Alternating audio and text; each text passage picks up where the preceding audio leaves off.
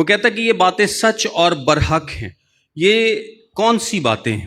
یعنی یہ جو باتیں پچھلے تمام 21-22 چیپٹرز میں بیان کی گئی ہیں، یہ باتیں کیا ہیں؟ سچ اور برحق ہیں۔ کیونکہ اگر آپ غور کریں تو بڑی عجیب قسم کی باتیں بھی اس میں کی گئی ہیں۔ یعنی اس میں عجیب مخلوقات کا ذکر ہے، اس میں عجیب ایونٹس کا ذکر ہے، اس میں بہت ساری ایسی باتیں ہیں جن پر یقین کرنا مشکل ہے، مشکل لگتا ہے، ان کو سمجھنا مشکل ہے، ان پر یقین کرنا مشکل ہے، لیکن کلام میں کیا لکھا ہے کہ یہ باتیں سچ اور برحق ہیں۔ اور یہ کہہ کون رہا ہے؟ اس چیپٹر میں آپ ایک بات نوٹ کریں گے اس 6 آیت سے آنورڈ آخر تک، کہ کبھی فرشتہ گفتگو کر رہا ہے، کبھی یسوع مسیح گفتگو کر رہا ہے، کبھی کلیسیا کا ذکر ہے اور کبھی چرچ کا ذکر ہے، اور کبھی پھر فرشتہ دوبارہ سے بات کرنے لگتا ہے، اور کبھی یوحنا بات کرتا ہے۔ تو میں ساتھ ساتھ آپ کو بتاؤں گا کہ یہ بات کون کہہ رہا ہے۔ یہ جو 6 آیت ہے یہ فرشتہ کہہ رہا ہے۔ یہ کون کہہ رہا ہے؟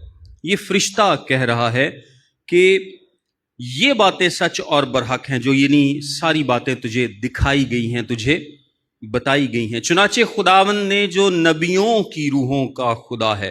نبیوں کی روحوں کے خدا سے کیا مطلب ہے؟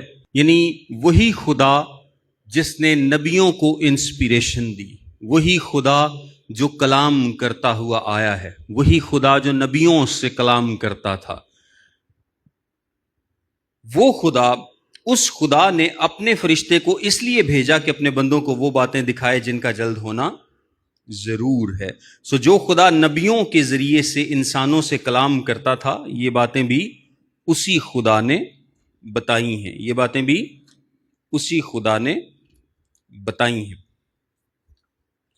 آگے لکھا ہے، اور دیکھ میں جلد آنے والا ہوں، مبارک ہے وہ جو اس کتاب کی نبوت کی باتوں پر عمل کرتا ہے۔ یہ جو لکھا نا، دیکھ میں جلد آنے والا ہوں، آئی ایم کمنگ کوئکلی، یہ بیسیکلی اس کا مطلب سپیڈ میں جلد آنا نہیں ہے۔ یہ جلدی آنا جو ہے یہ سپیڈ میں نہیں ہے کہ یسوع مسیح بہت سپیڈ میں آئے گا، نہیں۔ جلد آنے کا کیا مطلب ہے؟ یہ وقت میں آنے کی بات کی گئی ہے۔ اور اگر آپ اس کو اس طرح سے بھی کہہ سکتے ہیں کہ اس کا اس طرح سے بھی مطلب لیا جاتا ہے کہ وہ اچانک آنے والا ہے۔ وہ کیا ہے؟